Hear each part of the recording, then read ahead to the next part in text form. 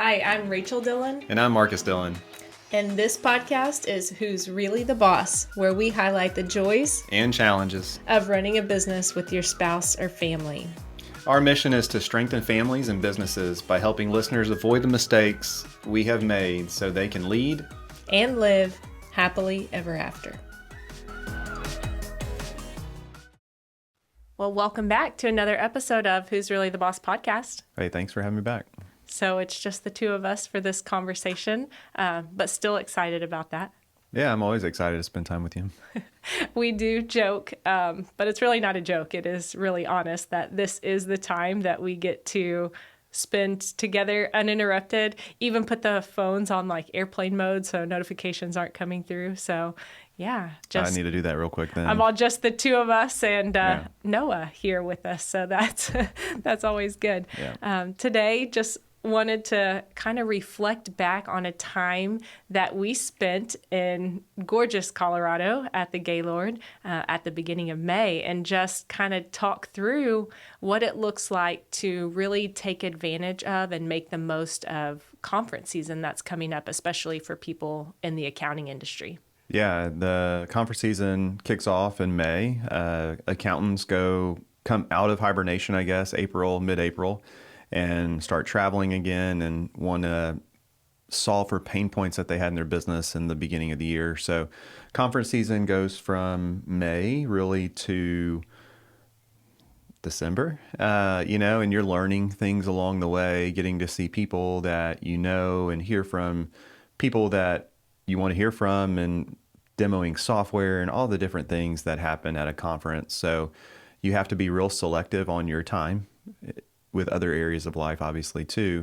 So making the most of those conferences and traveling to the right ones. After you're there, what do you do? What do you look at? How do you make the most of your time? And especially, they are held at great destinations like Denver. Vegas is a great destination for some, and Florida. It just depends where they're hosting the conference, but you also don't want to go too crazy with the venue during the conference that you miss out on why you actually went to the conference. So that's some things to keep in mind, obviously. Yeah. And so we have been very selective on what types of like conferences or continuing education that we choose to travel for and to pay for. And so we absolutely love Rootworks and the conferences that they put on. And I know for me personally, one of the reasons I love it so much is it's so much more about the people and relationships than just the content or the information that you're going to take away. They do have great food every time. They have great swag. They always host it in a nice place. But above all of that, just getting to be with the people. And because we have been attending those for so long, now those people are definitely friends and almost feels like family. You just pick right back up wherever you left off since the last time that you've seen them. That's the main thing to kind of keep in mind, being selective, because you have to budget not only your dollars, because going to conferences does cost money. It is expensive. So you have the base cost to attend the conference, you have the cost to get there and stay and all of those things. But then you also have the opportunity cost, especially if you're in a business kind of like ours, professional services, where that time could be spent serving clients and doing kind of billable work. So there's a few different things to keep in mind when you're really weighing which conferences or how many conferences you should go to, and setting a priority of which conferences. You may also look at budget, like if there's some conferences that are out of your budget or they're too far away. Expensify is doing one in Italy, and so that one may be out of a budget for some people compared to like Vegas.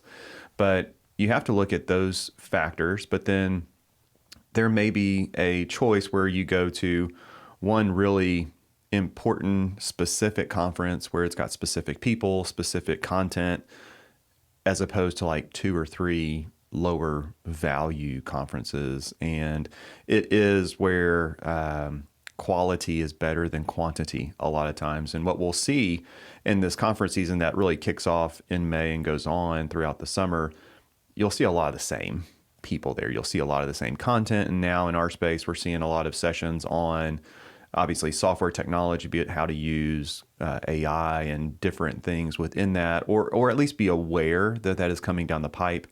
You see a lot of conversations around outsourcing and staffing, culture, all of that. Some of those sessions bleed together from conference to conference, and you'll, especially if it's the same leader speaking on that. So you have to be careful when you set that agenda, and you don't want to overcommit yourself, because we've done that. I personally have done that in the past, where you're going to another conference every other week, it feels like. Yeah, I think just to add on to that, or just to kind of help with, okay, how do I choose? All of these look great. I'm using all of these as an excuse to travel or get out of town, take advantage of the summer months, maybe either get to somewhere warmer, or for us, maybe get to somewhere not so warm. And I think one of the big things that we've done is really look at, before we schedule a conference, like before we schedule time away and time out, is really looking at, what are we trying to solve for? What is the goal? What are we hoping to get out of this?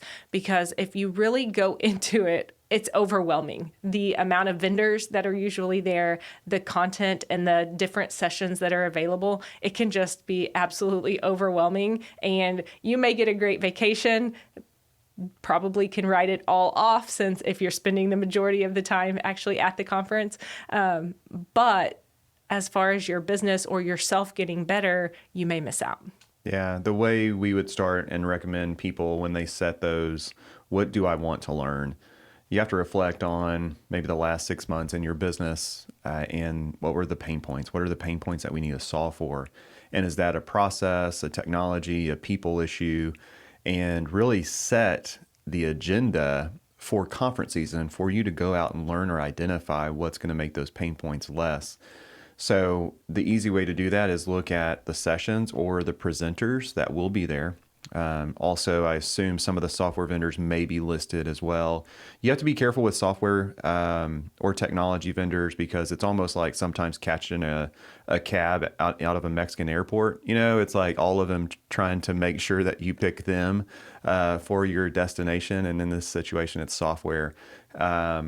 So be careful, know what you're going in for. If it's a certain technology, in our space, everybody is so caught up on practice management software and different templates, different software that they think will make life easier. And that's not always the case. But if there is an education that you need going into that with that clear purpose in mind, and being able to filter out everything else is important, because you don't want to get sidetracked by all the various squirrels that are out there and then come home with a whole new tech stack. And especially if you come home with a whole new tech stack and your team has to learn a whole new tech stack, that's not fun conversations to have. So what we like to say is really identify those pain points, set priorities on what you want to learn. We would really recommend you go learn the first really couple months and decide on which new softwares or technologies within those first 2 months. And I've encouraged friends who own firms and everything to do that. So by June 30th, the end of Q2, we really know what our big initiatives are for the remainder of the year, especially around software and technology, because you may have an onboarding window that after you've engaged that you've got to prepare for. And then after that onboarding window, you actually have to begin using it. And time moves so fast now, especially time moves fast when there isn't as much work during the summer months. So you want to make sure that you're setting yourself up for success in Q1 of next year. So it really flies by after you choose that software. So all that to say, go early in the season, learn, make final decisions on new processes, software, people, whatever that is, and then begin to test and then perfect in the next quarter. So, Yeah, and I think that we've learned after attending and being closer to people and vendors in the conference, they're probably just as happy if you come talk to them and pick up their swag than if you even sign up for services. They just don't want to take it home, and they feel really guilty like throwing it in the trash at the end of the day because they're not paying to ship it or Yeah. paying for an extra luggage to carry it back. So you don't have to buy all the software, just go see the vendors and pick up whatever they're giving away.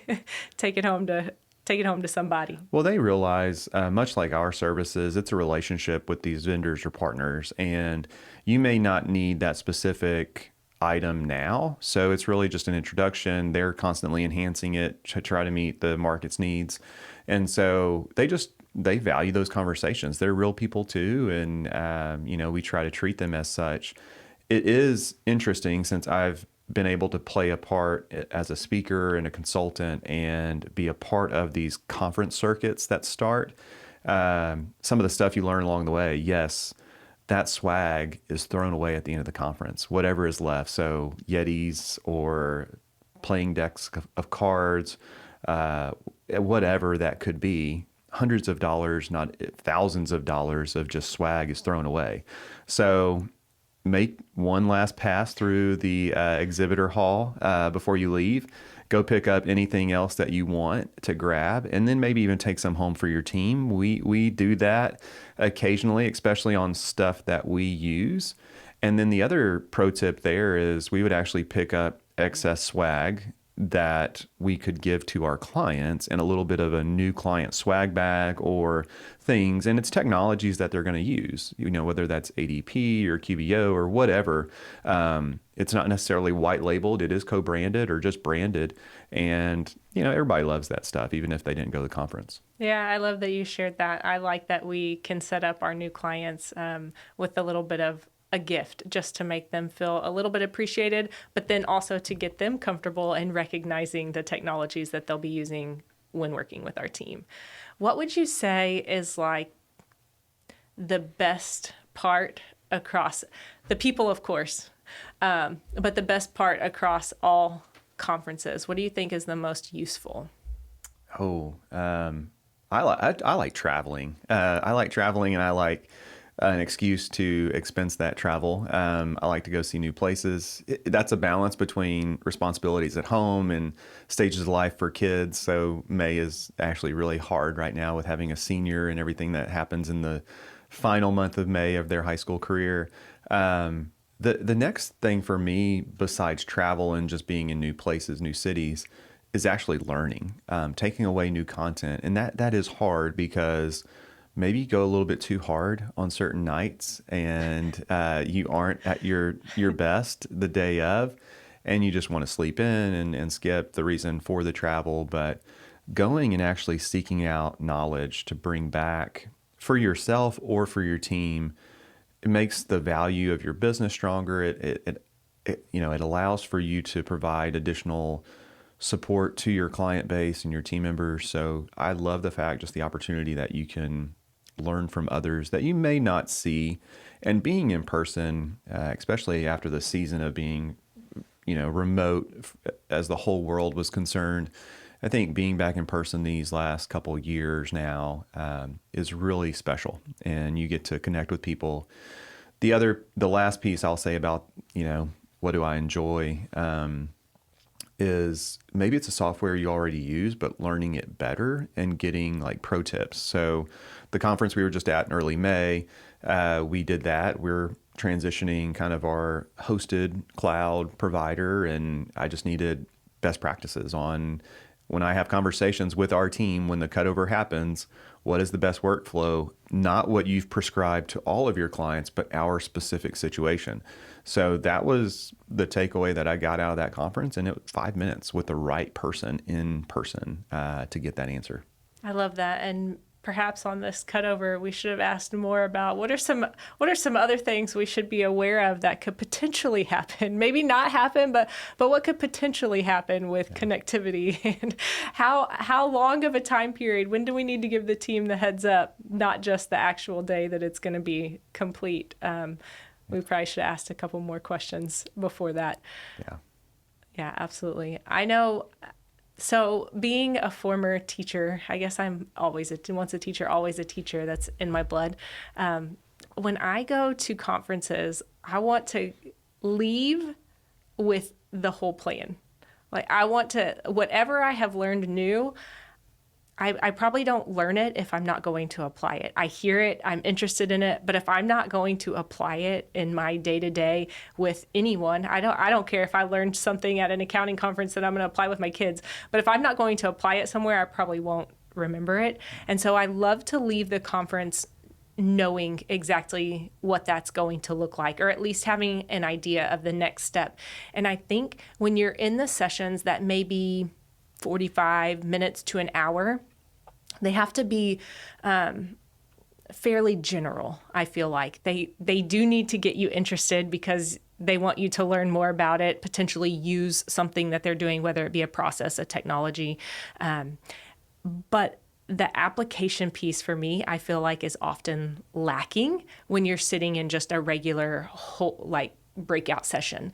And so for me, the in-between parts, during the breaks, during the lunches, during the breakfast, where you're sitting with other peers around you, other like-minded people who maybe just heard the same thing or have something about their business that's similar to yours, and they're talking about how they specifically apply it, the things that went wrong, the things that went well, what they wish they had known, or just like, this is how to do it, or this is who to talk to, or this is how to start. I feel like those are even better. A lot of times the sessions have really catchy titles and they have a description that pulls you into the room. Sometimes the actual content that's presented isn't even close to what that may have said. And so I don't think that that's a loss. I think as long as you're utilizing those times to go and talk to people, depending on size of conference, I am one. If I don't know anybody, I would like potentially go to my room in between or go outside and warm up in between. But really taking that time to talk to the other participants at the conference and just learn from other people who are doing similar things to what you're doing. Yeah, no, that's really good. I definitely agree that the best conferences will have downtime built into the agenda. Whenever you're building these conferences and kind of helping with that now in my roles, you want to cram it all in. You want 3 sessions every hour on the hour. You're turning rooms. You're having people, allowing people to speak on their given topic. And it's just so much. So you need to pause and reflect as an attendee and really determine how others are using it, your peers, as you mentioned, just to make sure that it is the right call. And the other thing that you said is the titles are sometimes catchy and they're written that way to draw you in. If you're in a session and it's not holding your attention within probably the first 5 or 10 minutes, I would almost recommend getting up and leaving, just because your time is worth so much and you traveled. So if there's another session offered, go into the other room, not to be rude. I'm on stage sometimes, and I think if I'm not delivering that message, there's not a bad audience, there's only bad presenters. And so that's the piece where if you're in the audience and you're not getting anything out of the session, do yourself a service and go to the next one, or just go create space where you can maybe reflect on what you've already heard. And those are the other things. So it's very important to look at the agenda, to look at those sessions and things, but then also creating time with others at breakfast, in the bar, just to have real talk and see how they really use it, like you said. Yeah, I love that. And the most recent conference we went to in May was the RootWorks conference in Colorado.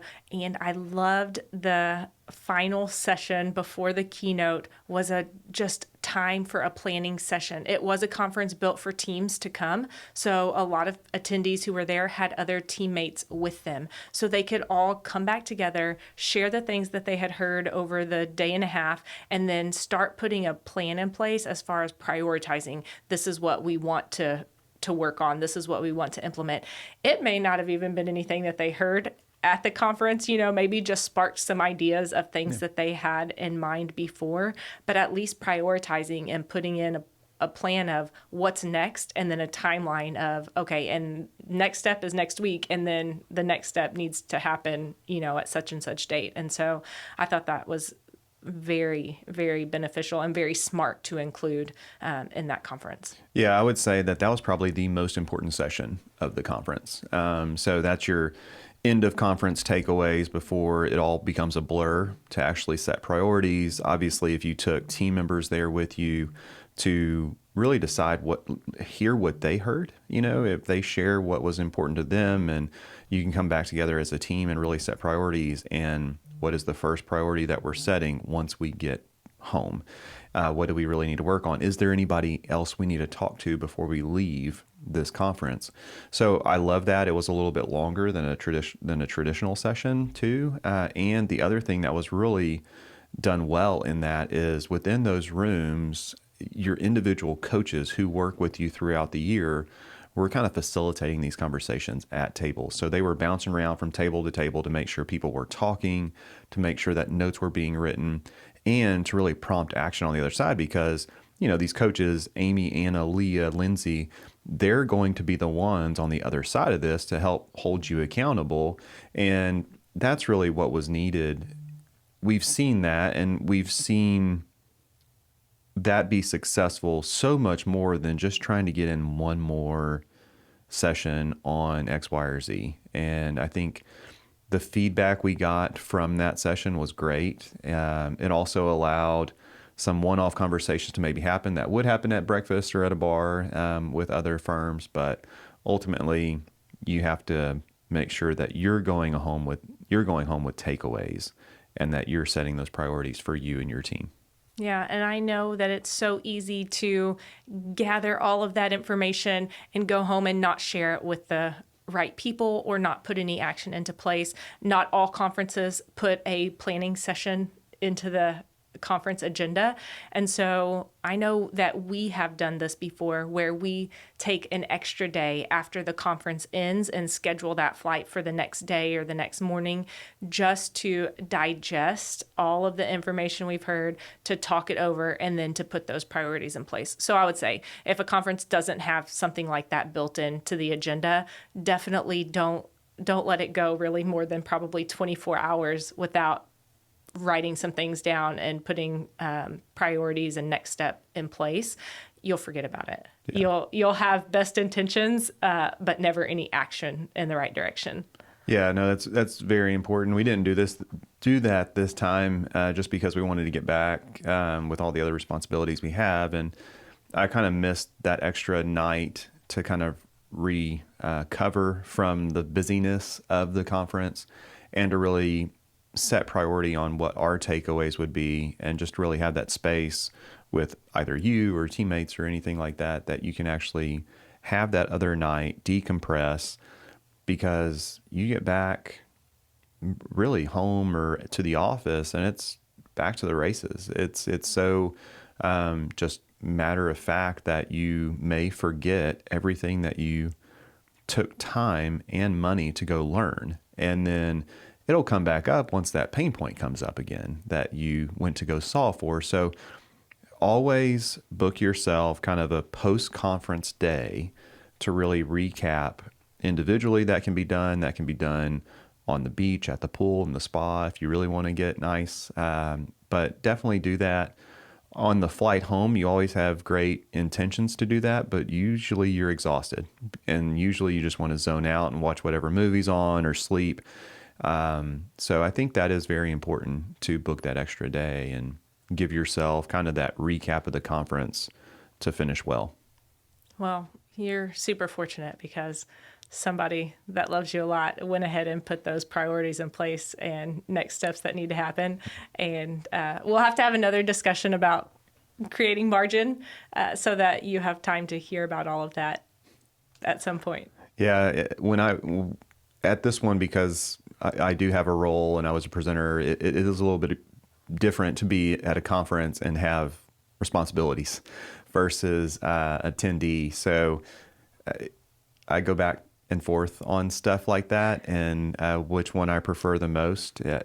Either way, they're both a lot of fun. But I think the sessions that always stay with you are the ones that we've heard before, but we go to again. So like our friends Darren and John, what it means to just have a pulse check up on how things are really going, and are we really still loving our job? Are we kind of creating this culture in this modern firm? All of that stuff we've heard before. We could, repeat the stories that are told in our sleep, but we still go. We still go to listen, and we're not the only ones. Like so many of our other peers and friends go into those rooms, and that's where you would find me, just because I could go be a little bit less anxious, I guess, about some of the stuff that was shared versus like the chat GPT and the outsourcing and all the other stuff that should be being focused on. But whenever you go back to the core of why you started the business, the vision, the values, all of that, I think that's also a pulse check. Yeah. And you mentioned not having a bad audience, but potentially like a bad presenter. But I think that you can be a lazy audience participant, because you can listen to something. I mean, we go to church and, the Bible isn't changing. So we hear stories over and over again. Every time you hear something just a little bit different, depending on where you are or where that pain point currently is. And so I think to be an active participant and listening for something, because a lot of times when I'm in sessions that I have been in before, I hear what they're saying, but it sparks a new idea, maybe not something that the presenter said or mentioned, but I have like a page of notes of things that it made me think about that I want to do, within our firm. And so I think if there's not other sessions where you could get up and move and go see if there's another one that's better, is to not throw it away and kind of check out, but really pay attention to what they're saying. And whether it's I'm not doing that or I can do that better, there's always something to take away. Yeah, and I think it's the stage of life that you go into with new ears. And we just had Matt Schomburg in studio, and he had mentioned a book, Halftime by Bob Buford, and he said what an impact it had on his life. I read that same book, and it was like, nah, kind of flat. So I'm sure at a different season in my life, I'll read that, and no offense to that author or that book, but it's just where you're at in life. Maybe you hear something different than what has been presented before, and you have new takeaways. So that's the cool thing about, growth and maturity and just being different stages of life, that some of the same content will impact you differently. And then as a great audience member or somebody there taking notes, taking action and relating it to your life or your business as it is today, that's your responsibility. And you have to go into these conferences knowing that is your responsibility. It's not just a vacation. If you want a vacation, just go on a vacation. Don't spend the money to go to a conference. So those are the pieces where it is a little bit different. You do have to go in prepared. You do have to be ready to have takeaways. If you don't do those things, then your conference season's just going to not be great. And it's just going to be like anything else. And you'll come back and fall into the same habits that you had before, and nothing will change. Yeah. Well, thanks. This has been a great conversation. Hopefully some people kind of go into their conferences a little more prepared and don't feel like they've either wasted time or wasted money, or just that they got a great vacation out of it. Hopefully something that helps them get better. Yeah, I would say if you're going to try to get a great vacation at a conference, it's not going to happen, because the classes get in the way of the best time, to go to the beach, go to the lake, go to the casino, whatever your thing is. So I would recommend you try to figure out what is a conference and what is a vacation. Yeah, absolutely. I don't like to mix those two things. So yeah. All right. Well, it's been a great conversation. See you on the next. All right. Thanks. Thanks for hanging with us to the end of another episode. If you have thoughts, comments, or feedback you would like to share, please leave us a comment or review on your favorite podcast listening platform. Be sure to subscribe to our podcast so you don't miss any future episodes. Join us again next week for another great conversation.